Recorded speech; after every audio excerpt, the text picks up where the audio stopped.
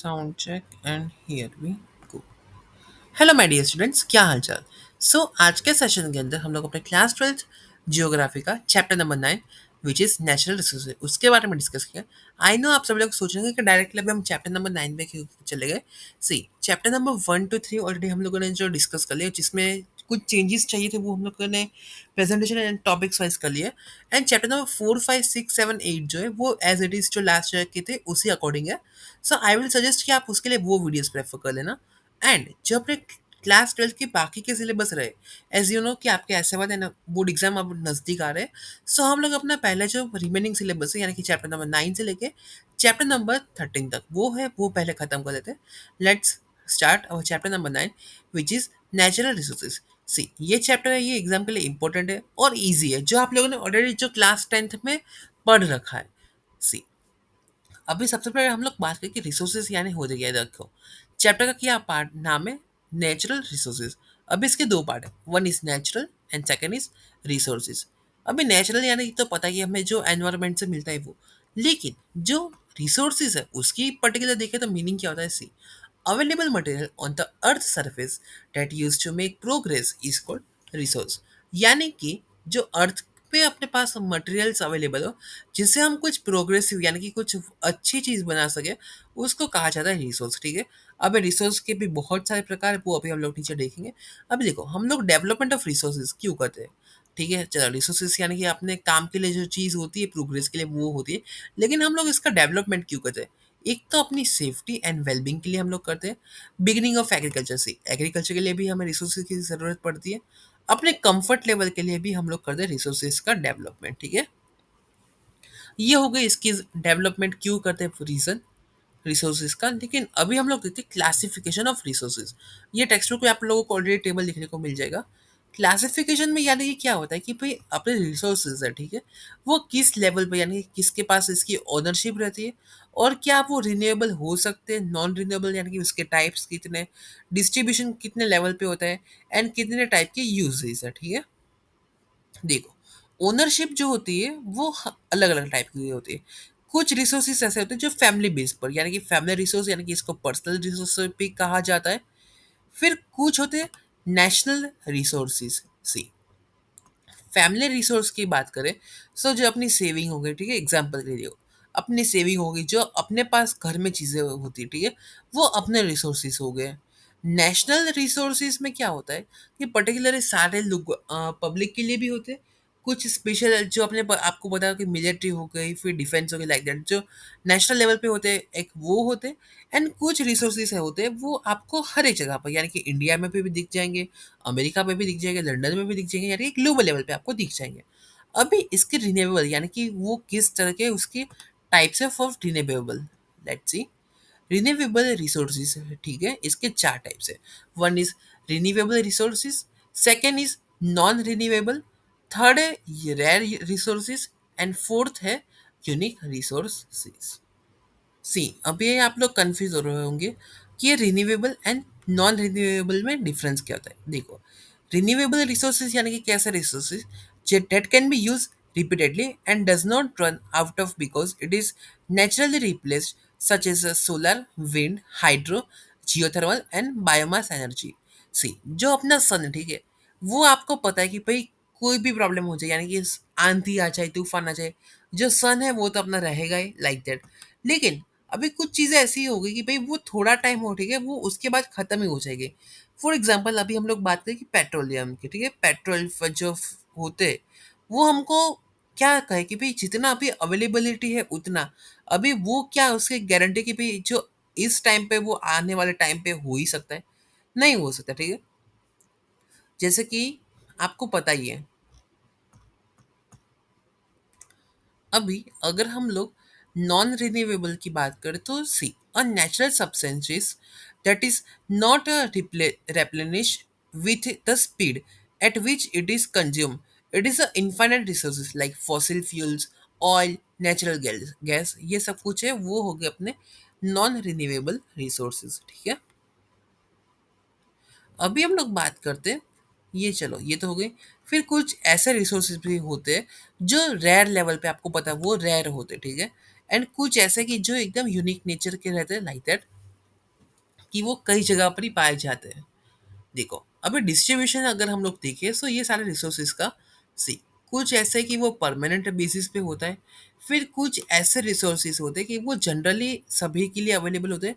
फिर कुछ ऐसे भी होते हैं कि जिसको पॉसिबल रिसोर्सेज भी कहा जाता है। एंड कुछ ऐसे कि जो अननोन रिसोर्सेज है। देखो, आपको मैं इसका समझाता हूँ सिंपल वे में। देखो, कुछ ऐसे रिसोर्स है जो अपने पर्सनल यूज के लिए होते हैं एंड करंट बेसिस पर कि भाई वो रहने ही वाले, ठीक है, कि भाई सूरज है, ठीक है, तो सूरज वो रहने ही वाले, हमको सभी को पता है, लाइक दैट।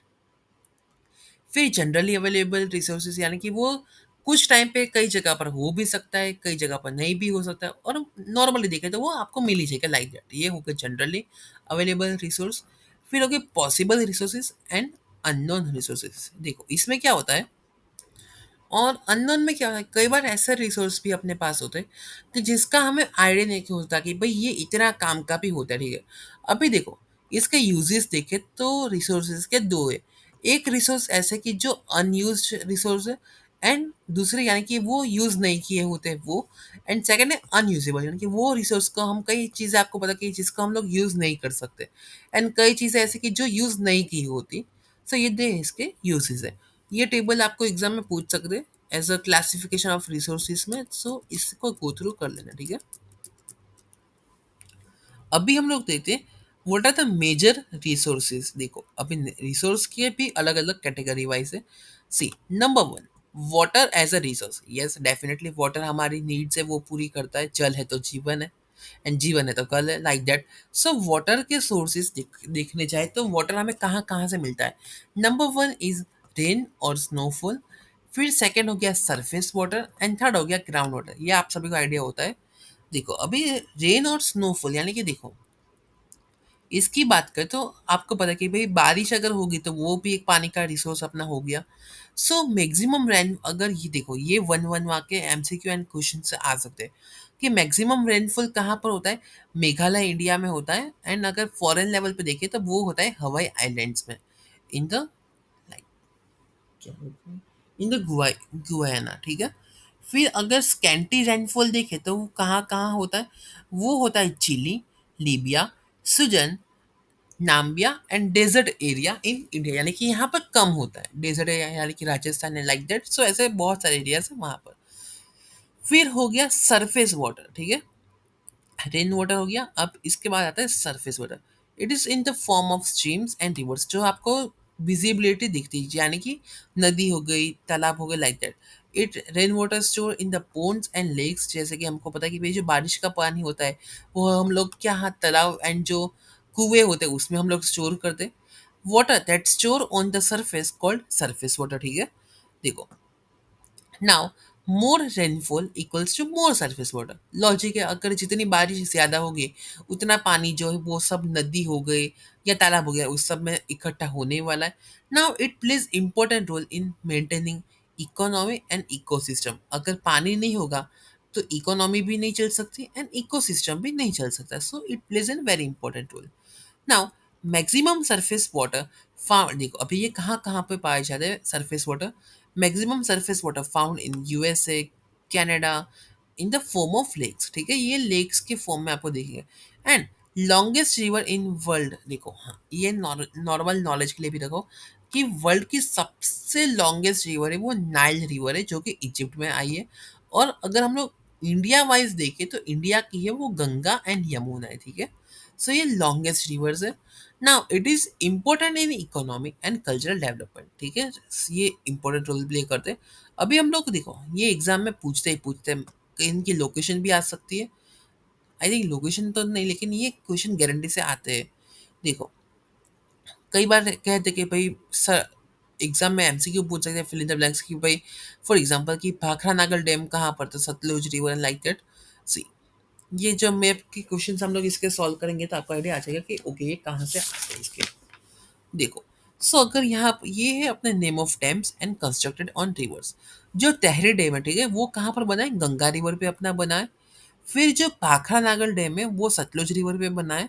फिर हीराकुड करके जो डैम है वो बना है महानदी जो है वहाँ पर।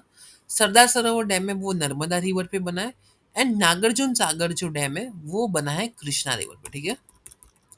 अभी हम लोग देखते हैं ग्राउंड वाटर। देखो, पानी का जो रिसोर्स है इसके सिंपल मैं आपको एक ड्राइंग करके दिखाता हूँ। सो देखो, ये अपना क्लाउड, एक सेकेंड, ये आपको क्या कि वो पिक्टोरियल फॉर्म में कर समझा दो तो आपको इजीली समझ में आ जाएगा।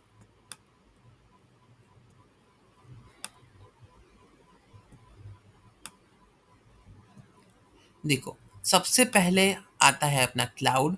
क्लाउड का पानी जो है, ठीक है, वो आएगा अपना ज़मीन के ऊपर, यानी कि ये जो पानी है ये हमको दिख विजिबिलिटी हो जाएगी। ये अपना हो गया सरफेस वाटर, ठीक है। एंड ये जो पानी है, ठीक है, इसके नीचे भी आपको पता हो कि अंडरग्राउंड वाटर, यानी कि इसके नीचे क्या होगा कि अपनी ज़मीन होती है, इसके अंदर भी ये, जस्ट अ सेकेंड।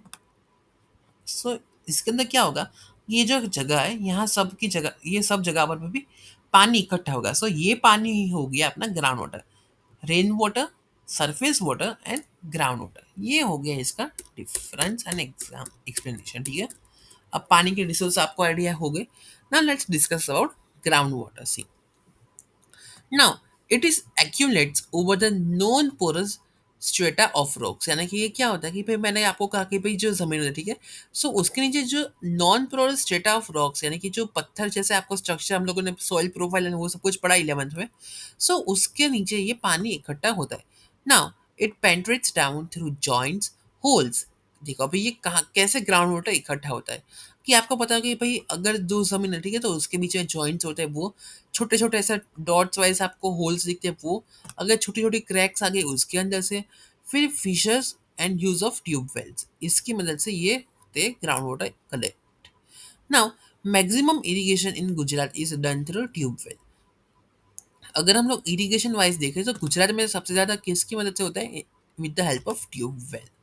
नाउ इसके प्रॉब्लम्स भी एंड रेमेडीज भी है।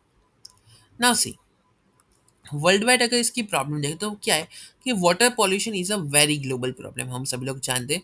अभी इसके देखते हैं कुछ reasons and cause. Yes, exam में आपको इस तरह से भी पूछ सकते हैं कि explain what is the reason and what are the remedies of for the controlling the water pollution, ठीक है।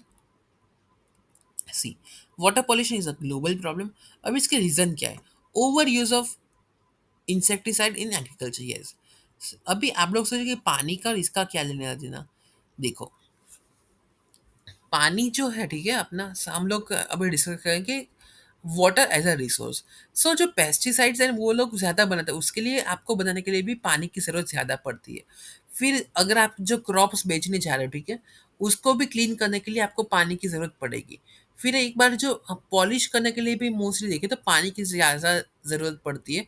सो ज़्यादा इंसेक्टिसाइड डालते, ठीक है, तो उसका जो पॉइजन फिर कम हो जाए खाने में से, सो उसके लिए पानी का ज़्यादा यूज़ है, ठीक है।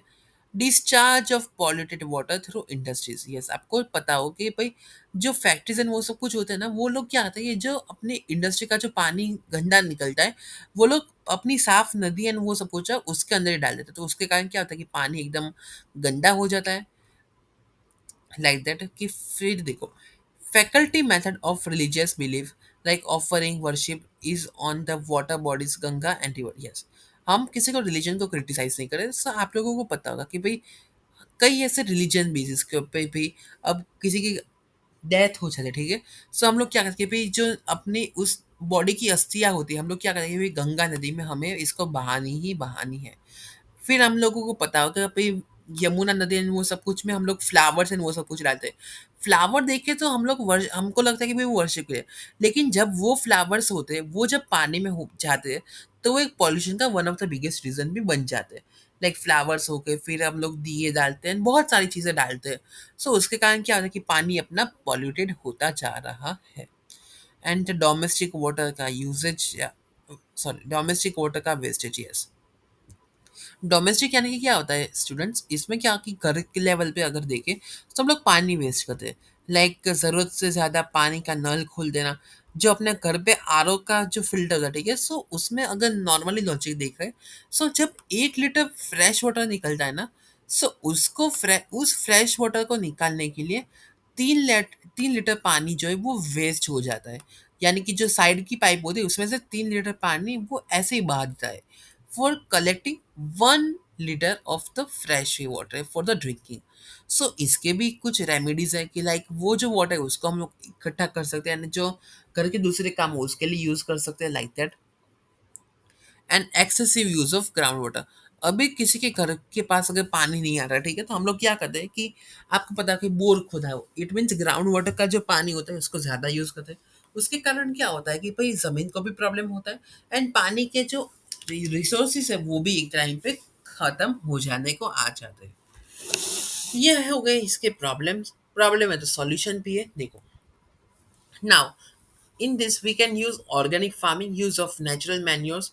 अभी आप सभी को फार्मिंग को मुझे समझाने की जरूरत नहीं है, सी चलो।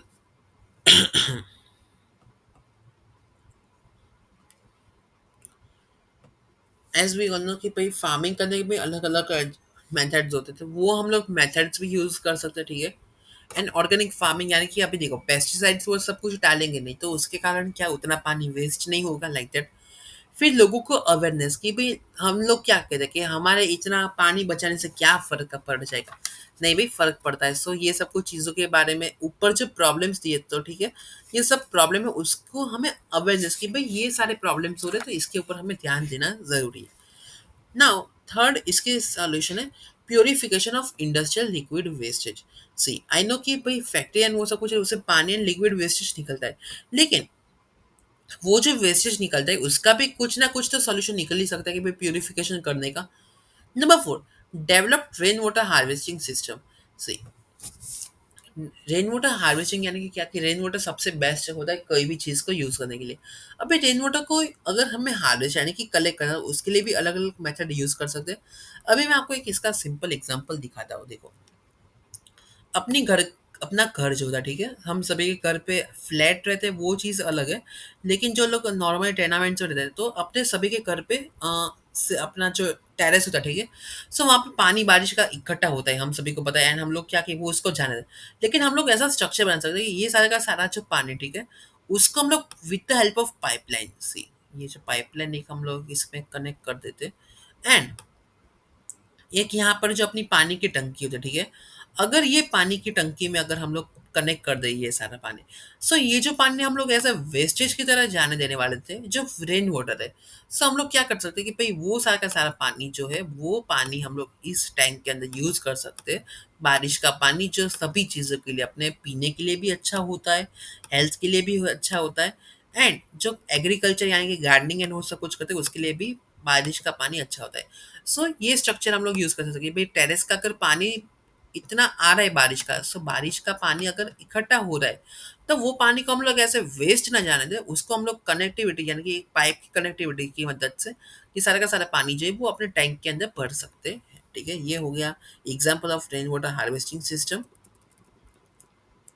Now we can use modern techniques that are useful in agriculture. जैसे कि मैंने कहा कि एग्रीकल्चर में भी बहुत सारी अभी मॉडर्न टेक्निक्स भी आ गई जिसके कारण क्या कि पानी का उपयोग भी कम हो एंड अच्छे से ग्रो हो सके, ठीक है। Now after that use modern techniques तो हम लोगों ने बात कर दी। फिर illegal tubewell constructed should be treated as criminal. आप लोगों को पता है भाई जो ट्यूबवेल्स होते, ठीक है, वो कंस्ट्रक्शन कई जगह पर क्रिमिनल की तरह भी हमें ट्रीट करना चाहिए कि जो इलीगली होता है। कई लोग क्या करते हैं कि भाई क्या किसी को क्या पता चलेगा, तो वो लोग इलीगल वे में ट्यूबवेल्स को बनाते हैं, वो एक गलत बात है। सो उसको हमें क्या एज अ क्रिमिनल की तरह देखना चाहिए। After that reduce domestic use of water for washing. Yes, जैसे कि मैंने कहा कि फ्रेश वाटर जो अपने नल से आता है वो पानी हम लोग इतना यानी कि झाड़ू पोछा करने के, झाड़ू में तो नहीं लगता, पोछा मारने में यूज करते हैं, फिर बर्तन धोने में यूज करते हैं एंड जो अपने व्हीकल्स होते हैं वो धोने के लिए। सो हम लोग क्या वो पानी का इतना वेस्टेज जो फ्रेश वाटर का कर रहे हैं उसके जगह पर जो आरओ का पानी निकलता है वो हम कर सकते हैं लाइक दैट, यानी कि इससे पानी की बचत भी होगी एंड अपना काम भी हो जाएगा, ठीक है। पानी का रिसोर्स होता है यहाँ पे खत्म। अभी हम लोग बात करते हैं लैंड एज अ रिसोर्स। अपनी जमीन भी एक प्रकार के रिसोर्सेज है, देखो अभी वो कहाँ कहाँ यूज होते हैं। एग्रीकल्चर में अपने यूज होती है, फिर एग्रीकल्चर यानी कि खेती उसमें, बिल्डिंग बना के कंस्ट्रक्शन उसमें, माइनिंग वर्क करते हैं उसके लिए, ग्रेजिंग इंडस्ट्रियल यानी फैक्ट्रीज बनाने के लिए, और रहने के लिए यस सेटलमेंट एंड सिविलाइजेशन के लिए भी लैंड बहुत ही रिसोर्स जो है वो इम्पोर्टेंट रोल प्ले करता है। Now let's discuss some reason and remedies. अभी देखो कुछ कॉजेज के रीजन क्या है वो हम लोग देखते हैं। Let's see. Number one is less cultivated land due to urbanization, industrialization and roads, railway, etc. अभी आज के टाइम पर अगर हम लोग देखें तो क्या है कि जमीन के भाव क्यों बढ़ रहे हैं? क्योंकि आज के टाइम पे अपनी इंडिया की पॉपुलेशन वो सब कुछ तो इतनी बढ़ गई है, लेकिन रहने को क्या है कि भाई हम सभी लोग क्या हो गए कि भाई हमें तो अभी सिटी में जाना है तो जाना है। सो उसके कारण क्या हो गया कि भाई अर्बनाइजेशन होने के कारण जो जगह ज्यादा सिटी में थी वो जगह तो उतनी ही थी, लेकिन इंसान की ज़्यादा आने की वजह से उसका ज़्यादा डेवलपमेंट करना पड़ा। लाइक उसके वजह से बहुत सारे फॉरेस्ट को हमें ख़त्म करना पड़ा, बहुत सारे ऐसी जगह ही बनानी पड़ी लाइक दैट। कंपनी की जो फैक्ट्रीज होती है उसके कारण। फिर रोड्स बनाने के लिए, रेलवेज बनाने के लिए क्या कि ज़मीन का लेस कल्टीवेशन होना चालू हो गया, ठीक है। Over irrigation is increase in the saline content. Irrigation भी बहुत ज़्यादा आज के टाइम पे होने लगा, ये भी एक प्रॉब्लम हो रहा है, ठीक है। Soil erosion, yes, soil erosion आपको पता है कि भाई पानी एंड वो एयर के फोर्सेस के कारण जो जमीन को प्रॉब्लम होते हैं उसको कहा जाता है soil erosion. In this reduce water bearing capacity due to, देखो अभी इसके कारण क्या कि जो पानी के सहने की जो जमीन की कैपेसिटी होती है वो कम होती जा रही है, क्योंकि क्या रीजन है? एक तो बहुत अगर फ्लड आ जाए या फिर अगर हेवी रेनफॉल हो जाए टू। फिर फोर्थ प्रॉब्लम अपनी है डिफोरेस्टेशन, यानी कि हम लोग ज़्यादा ट्रीज काट रहे हैं, उसके कारण क्या हो रहा है कि ज़मीन एंड सभी को पॉल्यूशन हो रहा है लाइक दैट। फिर जूम कल्टीवेशन, सी, जूम कल्टीवेशन के कारण क्या होता है कि जो ज़मीन की फर्टिलिटी होती है वो एकदम कम हो जाती है एंड बंड कल्टीवेशन इसका बन जाता है। फिर इंटेंसिव कल्टीवेशन, देखो उसमें क्या हो रहा है कि हम लोग over use of modern techniques कर रहे हैं, जिसके कारण जो लैंड की फर्टिलिटी है यानी कि उसकी गुणवत्ता है वो कम होती जा रही है। In this over use of fertiliser, देखो हाँ, अभी हम लोग जमीन पे फर्टिलाइजर, इंसेक्टिसाइड्स, केमिकल्स, जो हम लोग केमिकल्स, कई लोग क्या करते हैं कि पानी में नहीं तो वो लोग जमीन में गड्ढा करके डाल देते हैं। तो उसके कारण क्या हो रहा है कि जमीन की जो गुणवत्ता यानी कि फर्टिलिटी एंड वो सब कुछ है वो एकदम से कम होती जा रही है। एंड ओवर माइनिंग, माइनिंग यानी कि क्या कि जो जमीन खोद के हम लोग रिसोर्सेज निकालते हैं एंड जो रिसर्च आर्कियोलॉजिस्ट हैं वो लोग करते हैं, सो उसके लिए माइनिंग। अभी आज के टाइम पे इतना ओवर माइनिंग हो रहा है जिसके कारण क्या है कि जमीन को भी नुकसान होता आ रहा है। ये हो गए प्रॉब्लम्स। अभी देखिए इसके सॉल्यूशन। लोगों को ये सारे के सारे प्रॉब्लम, इसकी हमें अवेयरनेस फैलानी चाहिए। Increase waste land to reform, ठीक है। हमें ऐसी जगह बनानी है कि भाई जहाँ पे ये सारी की सारी जो वेस्ट गंदगी निकल रही है वो उसको हम कैसे रिफॉर्म कर सकते हैं, ठीक है। यूज, अभी देखो यूज ऑफ ड्रिप इरिगेशन भी कर सकते हैं। ड्रिप इरिगेशन में क्या होता है कि पानी को एकदम हम लोग देखो पाइप, इसका भी एग्जांपल आप लोगों ने क्लास 8 में आई थिंक पढ़ाई होगा साइंस में, कि पानी का हम लोग एग्रीकल्चर में ऐसे पाइप, इसमें क्या होता है कि पाइप ऐसे बना, अपनी पानी की पाइप ऐसे कनेक्ट करते हैं जिसके अंदर छोटे छोटे से स्ट्रक्चर डालते हैं, जिसके कारण देखो जस्ट लाइक दिस, 1 2 3, मैं आपको समझाएगी। सो ऐसा स्ट्रक्चर होता है पानी का। सो इसके कारण क्या होता है कि पानी एकदम हम लोग ओवरफ्लो डालते हैं ना, इसमें क्या होता है कैसे एक दो ऐसे छोटे छोटे ड्रॉप्स आते हैं, यानी कि क्या कि जमीन एकदम गीली भी रहेगी एंड जो पानी उसका वेस्टेज भी नहीं होगा। ये हो गया ड्रिप इरिगेशन। माइक्रो इरिगेशन हो गया, ठीक है। एंड हमें एफोरेस्टेशन करना है। डिफोरेस्टेशन यानी कि क्या हम लोग पेड़ काटते हैं, लेकिन हमें एफोरेस्टेशन करना है यानी कि इसमें हमें पेड़ों को उगाना है। और हमें क्या करना है कि भाई जमीन पे ज़्यादा डैम एंड कंस्ट्रक्शन की सिस्टम बनानी है। डिस्करेज जूम कल्टीवेशन, हमें रोकना है इसके पे। जूम कल्टीवेशन हम लोग ना करें। अभी देखो इन दिस ऑर्गेनिक बायोपेस्टिसाइड, अब देखो जमीन है, ठीक है, तो माना कि भाई उसमें जो जीवात एनिमल्स के होते हैं प्रॉब्लम्स, सो फार्मर्स वो लोग क्या यूज कर सकते हैं कि भाई ऑर्गेनिक फार्मिंग प्रेफर कर सकते हैं। और जो बायोपेस्टिसाइड्स यानी कि जो जमीन को नुकसान भी ना करे एंड जो एनिमल्स है, एनिमल्स नहीं कहते, जो जीवात होते हैं उनको भी मार दे, ठीक है। नेचुरल वेस्ट जो अपना होता है वो animal Dang and use of manure, जैसे कि हम लोग नहीं कहते कि पहले के टाइम पे जो गाय का गोबर होता है, ठीक है, वो हम लोग क्या यूज करते हैं, जिसके कारण वो भी हम एज अ नेचुरल फर्टिलाइजर का यूज करते थे। And use of manure etcetera, ये सारे के सारे हो गए इसके सॉल्यूशन। अभी हम लोग देखते हैं third which is minerals. Mineral भी एक प्रकार का रिसोर्सेज ही हो गए, ठीक है। देखो इसकी फॉर्मेशन प्रोसेस किस तरह से होती है, या तो जमीन में ज्यादा प्रेशर आएगा तो, या तो ज्यादा हीट होगी तो, ये दो रीजन है जिसके कारण मिनरल्स हमें पाए जाते हैं, ठीक है। ये इसके मेन रीजन है कि जिसकी वजह से हमें मिलते हैं। अभी इसके अंदर क्या होता है कि मिनरल्स के अंदर बायोटिक्स एंड एबायोटिक मैटर्स देखने को मिलते हैं, ठीक है। ये आप लोगों ने ऑलरेडी क्लास 11 में पढ़ ही रखा है। In this transform in specific chemical composition, ये बायोटिक एंड एबायोटिक मैटर्स की वजह से क्या होता है कि इनका ट्रांसफॉर्मेशन हो जाए कोई पर्टिकुलर केमिकल कंपोजिशन के अंदर। In this there are two forms, वो एक तो प्योर फॉर्म में भी हो सकते हैं एंड इम्प्योर फॉर्म में भी वो हो सकता है, ठीक है। ये हो गया मिनरल का इंट्रोडक्शन। ये क्वेश्चन गारंटी से आता ही आता है कि explain the classification of minerals, ठीक है। ये क्वेश्चन आता ही आता है। सी, मिनरल्स के भी तीन क्लासिफिकेशन है। Number one is metallic, second is non metallic and third is energy, ठीक है। हम लोग नहीं कहते हैं metals, non metals and energy.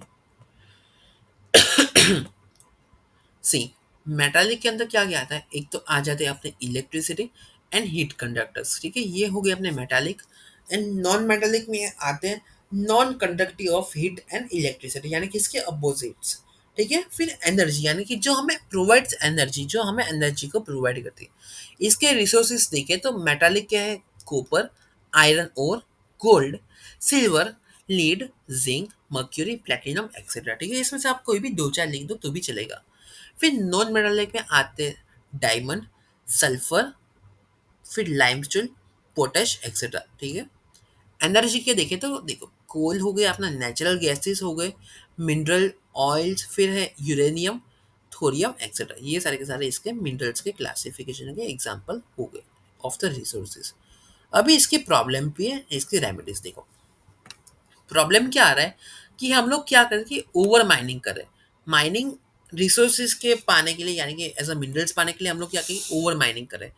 अभी ओवर माइनिंग के कारण क्या हो रहा है कि जो अपने डिस्टर्बेंस हो रहा है इन द इकोसिस्टम, यानी कि हम लोग अपनी जमीन है वो सब कुछ को डिस्टर्ब कर रहे हैं, तो उसके कारण क्या होता है कि उस जगह पर जमीन में प्रॉब्लम आती है, लाइक अर्थक्वेक हो जाना, लाइक दैट, वोल्केनोस का फटना। वो आप लोगों ने सुना होगा कि जमीन के अंदर से वोल्केनो फटा, ये सब कुछ क्या होता है due to the over mining, जिसके कारण उसकी गुणवत्ता, यानी कि लैंडस्लाइड हो जाए, लैंडस्लाइड हो गया, फिर वो नहीं कहते कि जमीन खिसक गई, लाइक दैट। वो सब कुछ क्यों होता है कि ओवर माइनिंग की वजह से। Now with the over use of minerals, oils and natural gases, इसके कारण क्या हो रहा है कि हम लोग पॉल्यूशन ज़्यादा, अभी minerals and oils and natural gases ये ज़्यादा यूज़ करें, ठीक है। सो उसके कारण क्या प्रॉब्लम हो रहा है कि हम लोग पॉल्यूशन को ज़्यादा बढ़ा रहे हैं, लाइक सी, ये सारे के सारे केमिकल्स, लाइक इसके कारण क्या, कौन से गैसेस, कार्बन डाइऑक्साइड हो गया, SO2 हो गए, NO2, CO, ये सारे के सारे गैसेस है। ये शॉर्ट फॉर्म है, ये इसका आप इसके फुल फॉर्म देख लेना एक बार, ठीक है। फिर होता क्या है कि मिनरल्स की कई बार लीकिंग और क्लीनिंग ऑफ ऑयल टैंकर्स, यानी कि ये हम लोग जो ऑयल के टैंकर्स होते हैं वो अगर क्लीन कर रहे हैं या फिर उसमें लीकेज हो रहा है, तो उसके कारण क्या होता है कि ओशियन जो होता है उसमें उसकी एक्वेटिक लाइफ को खत्म, यानी कि खतरा रहता है। आप लोगों ने ऐसे ये कार्टून्स एंड मूवी के सीन्स में भी देखा होगा कि वो जो बड़े बड़े एकदम टैंकर्स होते हैं, ठीक है, वो टैंकर्स को वो लोग क्या करते हैं कि वो डालते हैं द, कहे ना कि वो पानी के, समुद्र के पानी के अंदर डाल देते, तो उसके कारण क्या होता है कि वो पानी एकदम से गंदा ब्लैक कलर का हो गया। ये आई थिंक आप लोगों ने ये वीडियो देखा ही होगा, ठीक है। फिर excessive demand of energy resources देखो, पहले के टाइम पे क्या था, इतनी एनर्जी, यानी कि इलेक्ट्रिसिटी हो गई, इसका एग्जांपल देखें, या फिर कोई भी चीज़ का। सो उस टाइम पे क्या था कि पे लोगों का इतना प्रेफरेंस नहीं था। अभी आज के टाइम पे आप किसी के भी घर पे देखो तो आपको ज़्यादा मोबाइल, स्मार्टफ़ोन ज़्यादा देखने को मिल गए। अभी तो पहले क्या था कि भई कूलर एंड वो सब में चल जाए, लेकिन अभी तो क्या कि सबको अपने-अपने रूम में एसी चाहिए, तो उसके कारण क्या कि ज़्यादा बिजली की ज़रूरत पड़ती है, लाइक दैट। अभी पहले तो क्या था कि भई फैमिली हो तो सब लोग एक स्कूटी एंड उसमें, एंड मोस्टली सब लोग पब्लिक ट्रांसपोर्ट को ही प्रेफ़रेंस ज़्यादा देते थे। लेकिन आज के टाइम पे क्या हो रहा है कि भई जितने घर में लोग हैं उतने सबको अपना-अपना पर्सनल व्हीकल चाहिए। सो उसके कारण क्या, अभी पेट्रोल है, ठीक है, तो उसका कंजप्शन ज़्यादा। अभी देखो कहाँ पे 50 लोगों के अलग अलग एक्टिवा पे जा रहे हैं, ठीक है, यानी कि व्हीकल पे जा रहे हो, टू व्हीलर और फोर व्हीलर, वहाँ उतना पेट्रोल देखो। एंड वहीं पर 50 लोग एक बस में जा रहे हैं, तो सोच लो तो किस में कि भाई मानना कि बस बड़ी है, लेकिन बस में फिर भी पेट्रोल जो 50 गाड़ी एंड स्कूटर है उससे ज़्यादा ही, उससे कम ही कंजप्शन होगा, लाइक दैट। एक्सेसिव डिमांड का हो गया। फिर देखो कई बार क्या होता है, इसके इसमें होता है accidental blast in thermal power station. कई बार ब्लास्ट भी हो सकता है कि भाई एक्सीडेंटल ब्लास्ट हो गया, थर्मल पावर स्टेशन हो गया, वो केमिकल की गैस फैक्ट्री है वो, जिसके कारण क्या है कि भाई इंसानों की जान को खतरा रहता है एंड लिविंग ऑर्गेनिज्म को भी खतरा रहता है। सी, मिनरल्स एंड उसका देखा तो आप लोगों ने सुना होगा कि जापान में जो हिरोशिमा एंड नागासाकी जो जगह थी, ठीक है। सो वहां पर जो वो बॉम्ब गिरा था, ठीक है। सो उसके कारण क्या कि भाई आज के टाइम पर भी उन लोगों को प्रॉब्लम थोड़े थोड़े देखने को मिलते हैं। चलो ये तो प्रॉब्लम तो हो गई, अभी इसके हम लोग देखते हैं solution. Let's see the remedies. Number one, ये सारे के सारे जो प्रॉब्लम है, ठीक है, तो हमें इसकी अवेयरनेस बनाए कि भाई इसके ये प्रॉब्लम हो सकते हैं, तो हम इसको कैसे अवॉइड कर सकते हैं, ठीक है। Number two, reduce the use and demand. ये सारे के सारे जो हम लोगों ने बिजली की बात की, लाइट रेट की, भाई अभी सभी लोग अपने अपने घर में, आई फॉर एग्जांपल देखें तो मिडिल क्लास के घर पे नहीं, लेकिन सभी लोग रिच एंड वो सब कुछ में देखने को मिले, या अपर मिडिल क्लास में। तो सभी को क्या कि अपने अपने एक दो जन या एक दो जन, यानी कि मान लो कि घर में चार पांच जन ही हो और खाली सबके घर में तीन तीन चार चार ऐसे चल रहे हो। इससे अच्छा है कि भाई एक कमरे में सब लोग साथ में बैठे तो बिजली का भी बिल कम आएगा एंड इसका जो यूज है वो भी रिड्यूस हो जाएगा। फिर इफेक्टिवनेस, लो इम्प्लीमेंटेशन, यानी कि लॉज है लेकिन परफेक्ट जो इम्प्लीमेंट करने वाले भी नहीं है एंड लोगों को समझाने वाले भी नहीं है कि भाई इसका ये रीज़न है, कैसे अवॉइड कर हम लोग यूज़ कर सकते हैं। एक second, yes we are discussing this, ठीक है।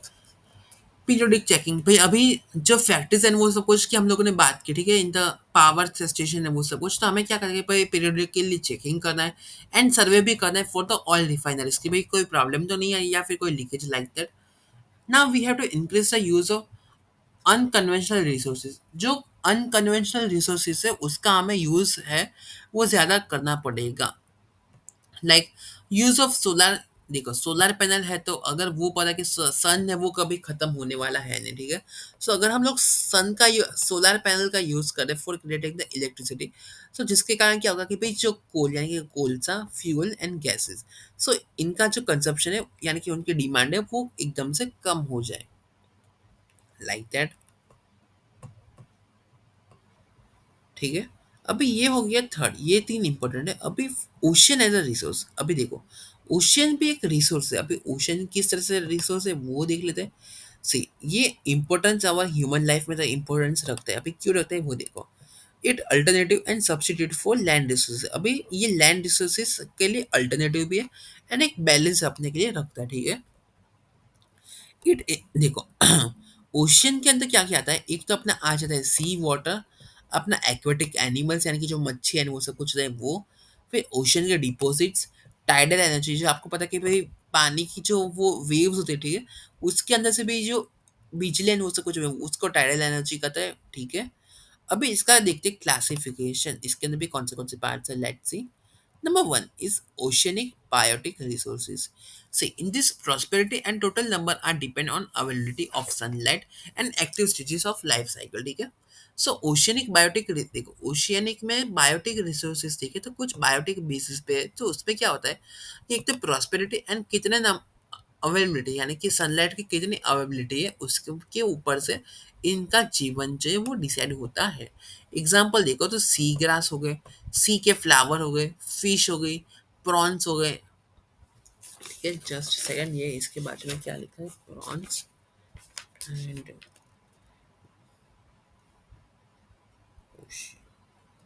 लोबस्टर्स हो गए, स्नेल, स्टार फिश हो गई, कोरल्स, शेल, ये सब कुछ क्या होता है कि इसके ऊपर डिपेंड करता है। Number two is oceanic minerals and resources. से इन दिस इंक्लूड्स मेटालिक, इसके अंदर क्या क्या आपने मेटालिक पार्ट्स भी आ जाते हैं, नॉन मेटालिक मिनरल्स भी आ जाते हैं, जिसके कारण क्या होता है large reserve of valuable chemicals, जिसके कारण एक तो लार्ज रिजर्व रहता है वैल्यूएबल केमिकल्स का। जैसे कि देखो सोर्सेज ऑफ सी सॉल्ट यानी कि जो अपने नमक यूज होता है वो, ब्रोमाइन, मैग्नीशियम, गोल्ड, आप लोगों को पता है कि जमीन के अंदर से निकलता है, पानी के अंदर से भी गोल्ड वो सब कुछ निकलते हैं समुद्र में जब वो नीचे कूदते हैं, तो like that, zinc, thorium etcetera. Number third is energy resources which is divided into two parts. अभी देखो एनर्जी है वो भी दो पार्ट में डिवाइड की गई है। ये डिफरेंस भी एग्जाम में पूछ सकते हैं।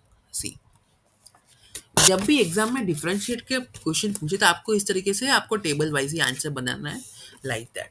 And if you want this notes please मुझे कमेंट कर देना, I will share the links, ठीक है।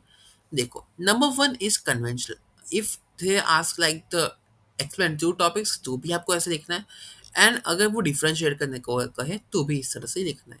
अब देखो ये कौन से फॉर्म में, इसका एग्जांपल देखिए तो ये क्या है, mineral oil and natural gases, ठीक है। नॉन कन्वेंशनल है वो हो गया टाइड एनर्जी। देखो ये कैसे प्रोड्यूस होता है इन द ओशन के वाइज देखे तो it is produce by drilling the ocean floor. जब हम ओशन में ड्रिलिंग करते हैं वो, and it is obtain bye huge tidal waves, यानी कि जो समुद्र की लहर होती है इसकी मदद से हमें ये पाए जाते हैं। ठीक है। अभी इसका एग्जांपल देखें सो ये बॉम्बे हाई देखे तो ये है अरेबियन सी का एग्जांपल। फिर अभी इसकी अप्रोक्सीमेटली देखिए तब इसकी हाइट है 15 मीटर इज हाईएस्ट वेव्स। ठीक है, वो 15 अप्रोक्सीमेटली 15 मीटर हाई वेव्स है। एग्जांपल है gulf of Mexico in the northern sea. इसका है गल्फ ऑफ फुंडी जो कि कनाडा में। ठीक है। नाउ ये कोस्टल जापान में भी पाए गए, and it is putting generators and fans in shallow areas. देखो थोड़े थोड़े पॉइंट्स अलग है इसलिए डिफरेंशिएट टाइप का तो नहीं है, सो एक बार प्लीज इसको आप गलत मत लेना, गो थ्रू कर लेना। ठीक है। ये बॉम्बे में एग्जांपल हो गया अपना कन्वेंशनल का। इसका नॉन कन्वेंशनल का क्या है, इसमें क्या होता है कि इसको कन्वर्ट करने के जनरेटर्स का यूज होता है एंड फैंस का भी होता है इन द शैलो एरियाज। ठीक है। अभी इसके प्रॉब्लम एंड सॉल्यूशन देखते हैं, let's see. Number one, it is uncontrollable fishery techniques. इसके में क्या होता है कि समुद्र में कोई फिशिंग करने की उसकी कोई टेक्निक हम लोगों की प्रॉपर नहीं होती, जिसके कारण क्या कि भाई वो लोग बड़े बड़े जाल वो सब कुछ करते, उसके कारण अनकंट्रोलेबल फिशेबल टेक्निक्स होते हैं। ठीक है।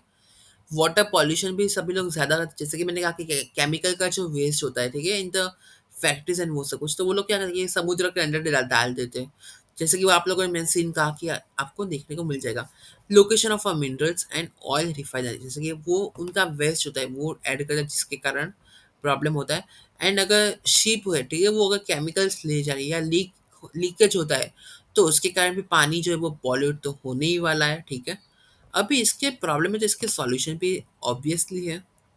Number one, it is purification of a industrial waste. अगर पानी में डाल रहे हैं, ठीक है, तो उसके पहले हमें क्या करना है कि उसका प्यूरिफिकेशन, इसका शुद्धिकरण करना है कि ओके जो प्रॉब्लम है इसके केमिकल्स हार्मफुल है उसका हमें प्यूरिफाई कर देना है।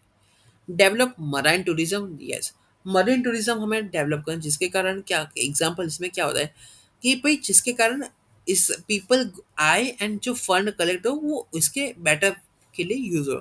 सो इसमें क्या करते हैं मरीन टूरिज्म में कि एक एक्वा नेशनल पार्क्स बनाने चाहिए। फिर देखो हमें क्या करना है, ब्रीडिंग फार्म्स करने हैं फॉर एक्वेटिक एनिमल्स। ठीक है। हमें ब्रीडिंग फार्म बनाने हैं एक्वेटिक एनिमल्स के लिए, and we can reduce the illegal fishing activity. कई लोग इलीगली करते हैं उसको भी हमें कंट्रोल करना है। रिड्यूस वाटर पॉल्यूशन जितना हो सके, जिसकी मैंने कहा कि भाई पानी जो है, ठीक है, वो नदी एंड सबका समुद्र में जाके मिलता है ना। आपको पता कि आप लोगों ने यमुना रिवर में वो सब जगह पर देखा कि भाई लोगों के कपड़े एंड वो सब कुछ धोने के कारण वहाँ पे कितने पानी में फॉर्म वो सब कुछ बन गए हैं, जो झाग हम लोग कहते हैं। ठीक है। Periodic maintenance of oil ships and refinery. अगर पीरियोडिक चेकअप एंड वो सब कुछ अगर होता रहे कि भाई जो छोटे छोटे प्रॉब्लम्स है तो आगे चल के इतने प्रॉब्लम्स ना चाहिए वो पानी को पॉल्यूट कर। ठीक है। अभी देखते हैं animal as a resource.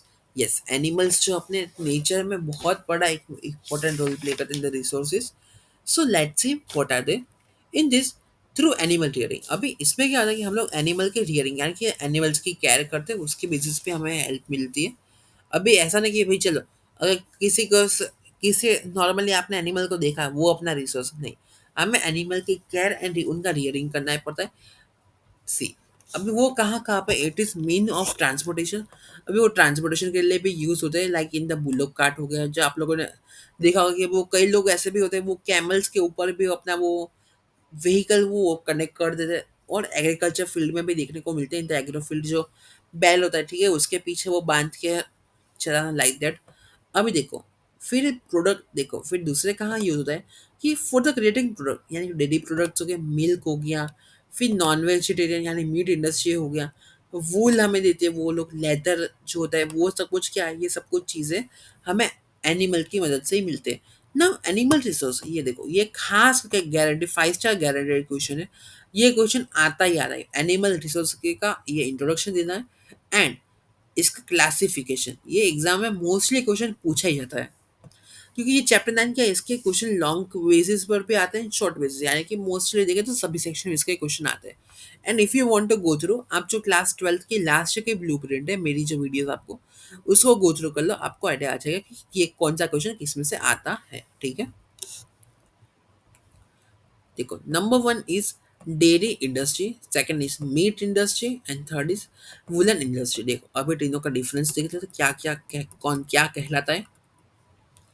C, dairy industry, इसमें अपने जो मिल्क एंड मिल्क से बने प्रोडक्ट्स होते हैं वो सारे आते हैं। एंड इसमें जो काव है वो सबसे मेन एनिमल गिनी जाती है। अभी देखो, एनिमल रियरिंग यानी उनके जो हम लोग रियरिंग यानी कि रीयूज ऑफ एनिमल करते हैं डेयरी के लिए, वो है एक तो अपना यूरोप हो गया, India, New Zealand, Australia, north America etcetera, ये जगह पर हम लोग रियरिंग करते हैं एनिमल्स की फॉर डेली बेसिस। अभी इसमें क्या होता है, एनिमल हस्बेंड्री जो है वो एक इम्पोर्टेंट रोल प्ले करता है। Now it is commercially developed. अब देखो, कमर्शियली बेसिस पर देखें यानी कि बेचने के बेसिस पर देखें, सो वो कहाँ कहाँ पर है, in the USA, France, Canada, just a second, USA France Canada ही लिखा है ना, हाँ, कनाडा हो गया, ठीक है, डेनमार्क एक्सेट्रा, ये जगह पर ये देखा जाए। और देखो, अब एग्जाम्पल के लिए पूछे आपको, मैप मैप बेसिस पे ये क्वेश्चन आया था last year, last I think 2022 या 2025 के बीच में था, कि लोकेट द अमूल डेयरी, यानी आनंद गुजरात में ये आएगी, यानी कि मध्य मध्य गुजरात में ये आएगी, ठीक है। देखो, अगर आपको बोर्ड एग्जाम में क्वेश्चन अगर मैप बेसिस पे सॉल्व करना है तो पीवाई क्यू बेस जो अपने होते हैं वही सॉल्व करो। अगर आपको क्वेश्चन पेपर उसके चाहिए पीवाई क्यू के, सो आप जो अपनी कम्युनिटी पोस्ट होती है, ठीक है, उसमें आपको थोड़ा नीचे स्क्रॉल करोगे, आपको इसके क्वेश्चन मिल जाएंगे, 5 जो पेपर है उसके। फिर आती है अपनी meat industry. See, it is develop in the frigid zone countries. देखो अपना इंडिया है, वहां पर तो ये सब कुछ वेजिटेबल्स एंड वो सब कुछ मिल जाता है, लेकिन जो ठंडी जगह यानी बहुत सारे ऐसे state and country, sorry not states, बहुत ऐसे कंट्रीज है कि जहाँ पर मीट ही उनका मेन खाने का रीजन बन जाए, क्योंकि वहां पर एग्रीकल्चर तो कर नहीं सकते वो लोग। सी, मोर डिमांड। अभी देखो कौन से जगह हो गए, एक तो हो गया अपना Europe, USA, China, Canada etcetera, ये सारी की सारी जो जगह है यहाँ पर मीट का कंजप्शन ज़्यादा है। अभी मीट के अंदर कौन से एनिमल्स आते हैं, एक तो आती है काऊ, फिर आते हैं एक सेकेंड, काऊ हो गए, फिर बोर हो गए यानी कि गोट, शीप एक्सेट्रा, ये सारे के सारे चिकन मटन से वो सब कुछ हम लोग कहते हैं, ये सब कुछ वही आता है, काऊ, बोर, गोट, शीप एक्सेट्रा, ठीक है। Now third is wool industry. अभी वूलन बेसिस पे देखे, मेजर रीजन अगर देखे तो वो है मेजर रीजन ऑफ शिप, देखो तब वो है Australia. Now it is leading country for best quality wool is Australia. Australia अभी क्यों है, क्योंकि वहाँ पर मरीनो शिप्स के जो एनिमल्स है वो ज़्यादा पाए जाते हैं, मरीनो शिप, वुल्फ, ठीक है। नाउ ये हो गया अपना सेकेंड पॉइंट। अभी इंडिया में अगर देखें तो वुलन इंडस्ट्री का कहाँ कहाँ क्या हम लोग यूज़ करते हैं। In India, products like blankets, shawl, pullovers, etc. are made with the wool. ठीक है ना। वुलन इंडस्ट्री इन इंडिया, अभी इंडिया में देखें तो वो कहाँ कहाँ पर है, अमृतसर में, लुधियाना में है, श्रीनगर में, वाराणसी एंड आगरा में वुलन इंडस्ट्री हमें देखने को मिल जाती है। प्रॉब्लम्स देख लेते हैं ना, इसके सॉल्यूशन क्या क्या हो सकते हैं अपने, लेट्स सी। सी, अभी वुलन इंडस्ट्री में प्रॉब्लम क्या है, lacking lacking effort in animal husbandry. अभी प्रॉपर एनिमल हस्बेंड्री की ना हो तो वो एक प्रॉब्लम बन सकती है। ओवर अर्बनाइजेशन, अभी देखो सभी लोग एकदम शहर में जाने लगे, तो ये एक्चुअली में कहाँ के विलेजेस वो जगह पर होता है। एंड तो वो क्या है कि सभी लोग अर्बनाइजेशन करने लगे, तो अब कोई इसके ऊपर ध्यान देता ही नहीं है। एंड इंडस्ट्रियलाइजेशन, यानी कि सभी लोग क्या करते हैं कि जो छोटे छोटे मोटे काम मिल जाते हैं वो इंडस्ट्री के अंदर ही करना ज़्यादा प्रेफर करते हैं। एक्सपेंसिव, ये देखो इस ये थोड़ा एक्सपेंसिव एंड कॉस्टली रहता है, क्योंकि इसमें क्या कि हमें उनकी केयर करनी है, फिर वो चीज़ें उसको बनाना है। सो उसमें क्या कि जैसे कि देखो, एक तो वेटरनरी डॉक्टर्स हैं हो गए या वेटरनरी केयर हो गए, उसके लिए खर्चे ज़्यादा बढ़ जाते हैं। फिर इनको फीड करना या फिर फोडर हो गया लाइक दैट। और इसमें क्या कि less investment in animal rearing.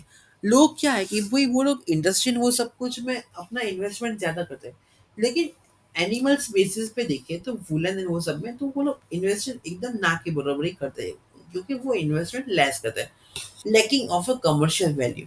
And ये अगर इतनी एनिमल रियरिंग कर ले और सब कुछ, लेकिन जो उसकी कमर्शियल वैल्यू है वो उतनी बाजार में उनको नहीं मिलती है। अब इसके कुछ रेमेडीज भी देख लें, let's see. Number one is government policies. अभी गवर्नमेंट क्या कर सकती है, इसको ग्रो यानी कि बढ़ावा देने के लिए कुछ ऐसी पॉलिसीज लाए जो एनिमल रियरिंग के लिए रिक्वायर्ड हो और उससे ज़्यादा भी हो। और हमें इसके लिए क्या करना है कि डेवलप ग्रेजिंग जोन एरिया से वो हमें बनाना चाहिए। फाइनेंशियल हेल्प भी करनी चाहिए, अगर कोई करना चाहिए तो उसको हेल्प हमें दे सकते हैं। टैक्स कंसेशन यानी कि इसमें क्या कर सकते हैं भाई, एनिमल्स एंड वो सब कुछ प्रोडक्ट्स है उसके ऊपर हम लोग टैक्स कंसेशन दे सकते हैं। एंड उनको सब्सिडी भी दे सकते हैं to loan to animals resources based on industries. ठीक है, हमें प्रमोशनल ट्रेनिंग भी करनी है for programme for veterinary services के लिए, हमें इसकी मोटिवेशन भी लोगों को फैलाना है। ठीक है, यानी कि awareness. Now number six, human as resource. आप सोचे ह्यूमन, यस, हम इंसान भी एक प्रकार के रिसोर्सेज है जो सबसे इम्पोर्टेंट रिसोर्स है सभी चीज़ों में से। क्योंकि हम इंसानों के पास क्या कि हमारे पास एक एबिलिटी है to convert other resources into products and services. Yes, हम इंसान क्यों सब चीज़ों से अलग है, क्योंकि हमारे पास दिमाग है। हम अपने दिमाग से कुछ भी कर सकते हैं। ठीक है, क्योंकि अब हम लोग अपने पास प्रोडक्ट्स एंड सर्विस यानी कि कोई पर्टिकुलर कंपनी एंड उस चीज़ पर्टिकुलर रिसोर्स की मदद से कोई प्रोडक्ट भी हम लोग बना सकते हैं। अभी एग्जांपल के लिए हम लोग आपको इसमें नीचे देखने को मिल जाएगा। इसमें हम लोग क्या, क्योंकि अपने पास अब अलग अलग स्किल्स आके अपने आइडियाज एंड नॉलेज की मदद से हम कर सकते हैं। Now there are factors to study human resource. ये क्वेश्चन भी एक एज अ गारंटेड है, सो इसको भी हम लोग काम करते हैं, एक स्टार ही दे देते हैं। ठीक है, सी कुछ ऐसे फैक्टर्स हैं जो हमें ह्यूमन रिसोर्सेज के में स्टडी करने पड़ते हैं। डिस्ट्रीब्यूशन ऑफ पॉपुलेशन की भाई अपनी वस्ती कितनी है, लाइक दैट। पॉपुलेशन की डेंसिटी क्या है, वो चैप्टर टू में ऑलरेडी हम लोग ने डिस्कस कर लिया है। कितना जेंडर रेशियो है in the state wise, country wise, city wise, like that. फिर एज ग्रुप, कौन कौन से ऑक्यूपेशन, कितने जॉब करे, कितने प्राइवेट एंड अदर एस्पेक्ट्स जो ग्रुप के वो सब कुछ आते हैं ह्यूमन रिसोर्स के। ये सारे के सारे फैक्टर हम लोग ह्यूमन रिसोर्स के अंदर स्टडी करते हैं। अब इसके प्रॉब्लम देखते हैं, इसके रेमेडीज देखते हैं। अभी देखो इसके प्रॉब्लम क्या है, रीजन एंड कॉजेज। लोगों में इलिटरेसी, जिसके कारण एक बड़ा प्रॉब्लम बनता जा रहा है, क्योंकि लोगों को गलत फायदा भी उनका उठाया जा सकता है एंड उनको अच्छे को उनको कहना छेतरपिंडी भी हो सकती है। अनएम्प्लॉयमेंट, ज़्यादा पॉपुलेशन है तो उसके कारण क्या है, अनएम्प्लॉयमेंट हो गई, पोवर्टी हो गई, ओवर पॉपुलेशन, जिसके कारण an uneven distribution of resources. अभी मान लो कि किसी को वो ऐसी चीज़ें हो गई कि भाई किसी को एकदम आसानी से मिल जा रही है एंड किसी को वो चीज़ मिल ही नहीं पा रही है। फॉर एग्जाम्पल देखिए तो इंटरनेट, ठीक है, तो हमें सिटीजन वो सब कुछ जगह पे तो इतना आसानी से मिल जाता है for communication and better purposes. लेकिन गांव एंड कई ऐसे अनप्रॉपर डेवलपमेंट वाले एरियाज हुए, सो उन लोगों को क्या कि भाई उनको तो इक्वल अपॉर्चुनिटी मिल ही नहीं रही, लाइक दैट। सो इलिटरेसी हो गई। ओवर पॉपुलेशन के कारण क्या कि भाई सभी लोगों को प्रॉपर एक तो जो इक्वली एंड अच्छे जो उनको डिजर्व करते हैं वो चीज़ें नहीं मिल रही है।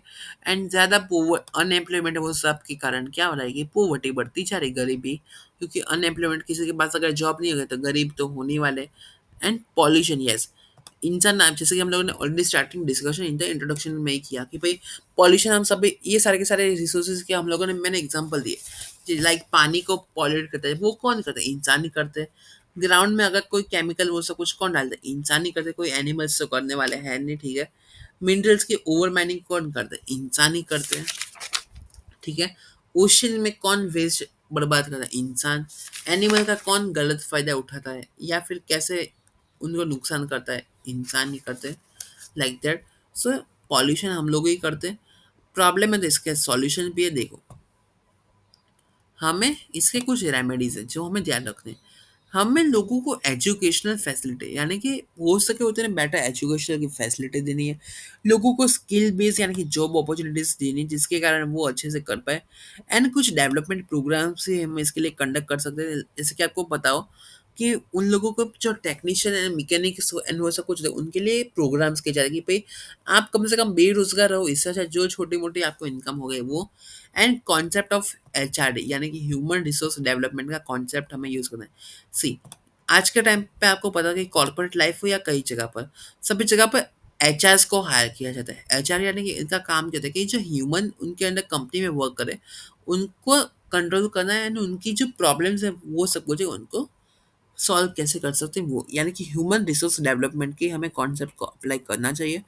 And government policies to reduce population rate and poverty, government को ऐसी पॉलिसीज भी लानी चाहिए एंड कुछ स्ट्रिक्ट एक्शन लेने चाहिए जिसके कारण गरीबी भी कम हो सके, लोगों को ज़्यादा अपॉर्चुनिटीज भी मिले, एंड खास करके अपनी पॉपुलेशन है वो कंट्रोल हो जाए, क्योंकि अपने यहाँ क्या अभी हम दो हमारे दो वो बेटी बचाओ बेटी पढ़ाओ वो सब कुछ चल रहे, लेकिन कई जगह पर ऐसे कि भी लोग की तीन तीन चार चार कई जगह पे देखे तो जिन लोगों को अवेयरनेस एंड इलिटरेसी होती है फॉर द पॉपुलेशन उन जगह पर ज़्यादा देखने को मिलते हैं। सो ओके, यहाँ पे होता है अपना चैप्टर नंबर 9 खत्म। That's it from my side. I hope आपको जो आज का चैप्टर है उसमें आपको सारे के सारे कॉन्सेप्ट थे वो समझ में आ गए। And still if you have any problem in the chapter number 9 natural resources, free feel to share. और बहुत जल्द हम ये अपना सिलेबस जो है क्लास 12 साइकोलॉजी एंड जियोग्राफी का कर लेंगे। और अगर आपको कोई प्रॉब्लम हो या फिर कोई सजेशन है आप मुझे कमेंट कर सकते हैं, इसके ऊपर हम लोग बिल्कुल फोकस करेंगे एंड गो थ्रू करेंगे। मिलते हैं बहुत जल्द in next lecture. Till then take care and bye bye, see you.